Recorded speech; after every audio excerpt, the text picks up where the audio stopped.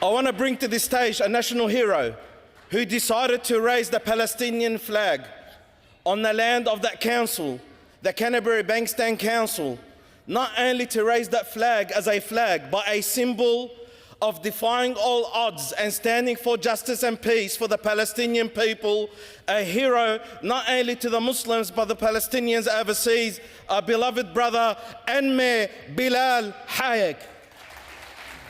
Bismillah ar-Rahman ar-Rahim. Assalamu alaikum wa rahmatullahi wa barakatuh. Can I thank IFAM and the team for their kind invitation to say a few words as well on this important event. I begin by acknowledging the traditional owners of the land, pay my respect to elders both past, present and emerging. Of course, the Grand Mufti of Australia, Dr. Ibrahim Abu Muhammad Sheikh Shadi, the committee at IFAM, our MPs, both Ed, Jihad, Warren, the Mayor of Blacktown is here as well, every other elected official that's in the room, Councillor Carl Saleh, and everyone of you here in the room, thank you for making the time out of a beautiful long weekend to be here at this important function. It is nearly 12 months to the day when you held your last convention, and we heard from prominent speakers about the challenges of Western Muslims, the importance of manners and knowledge, raising our children to have strong Islamic beliefs, and guiding men and women through marriage.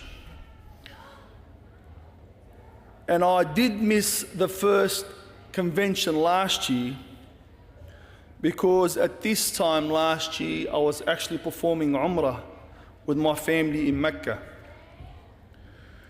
The holding of this convention and its theme, unity and justice, faith, unity and justice, comes at a time the world is holding its collective breath at what is happening in the Middle East, particularly in Gaza and Lebanon.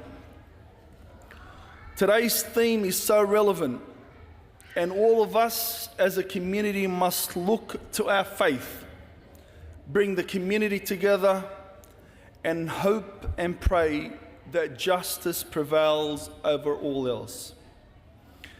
As mayor of one of the largest councils in the country, with a high proportion of the population from either Gaza or Lebanon, it was important that we made our position clear.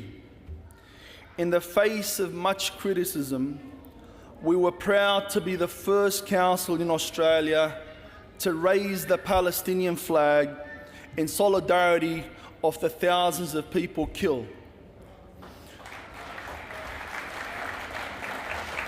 We also held vigil prayers. I also hosted an interfaith meeting with religious figures and speakers. We joined UNICEF to raise much needed funds for the children of Gaza.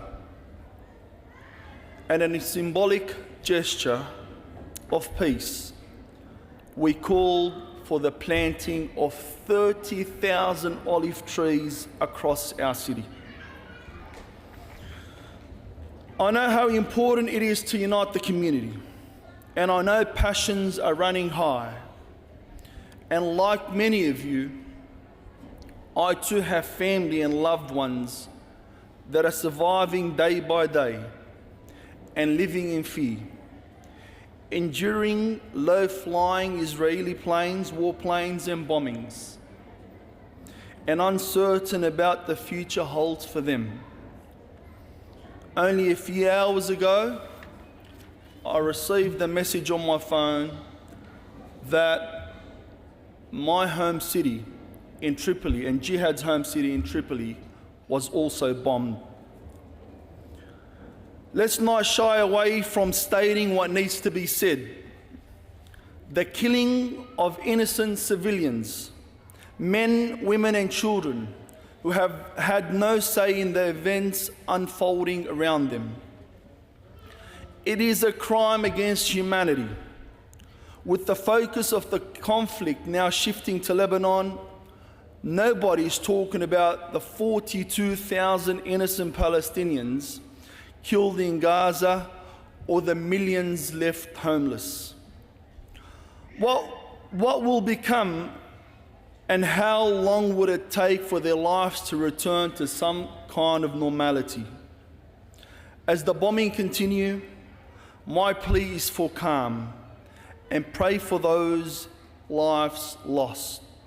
My hope is that peace will be restored without the loss of further life, but as each day passes by, that hope is glimmer.